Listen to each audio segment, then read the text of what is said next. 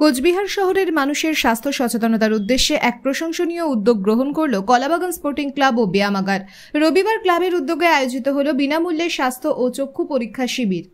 এই শিবিরের শুভ উদ্বোধন করেন কোচবিহার পৌরসভার মাননীয় চেয়ারম্যান শ্রী রবীন্দ্রনাথ ঘোষ।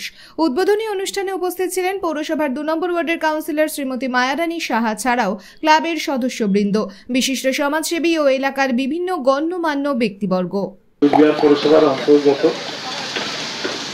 3 নম্বর ওয়ার্ডে গোরস্থান গেট সংলগ্ন এলাকায় কলাবাগান স্পোর্টিং ক্লাব ও ব্যায়ামাগারের উদ্যোগে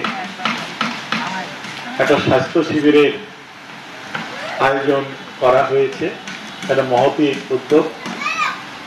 এই মহতী উদ্যোগের অনুষ্ঠানে উপস্থিত রয়েছে আমাদের শিবনাথ দাস মহাশয়, রয়েছেন আরও একজন কর্মকর্তা পঙ্কজ গুচ্ছা মহাশয়, এবং তাছাড়াও ক্লাবের সভাপতি সম্পাদক সহ এই ক্লাবের সমস্ত সদস্যা এলাকাবাসী সবাইকে।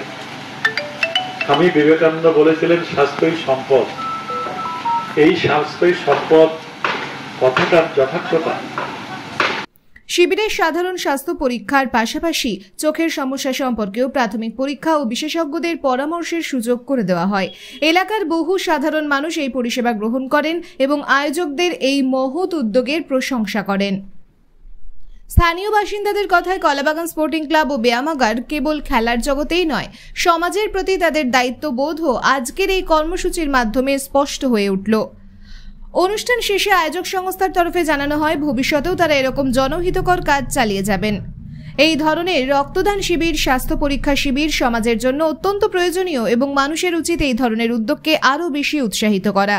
Bureau news ABN 24/7 Cooch Behar.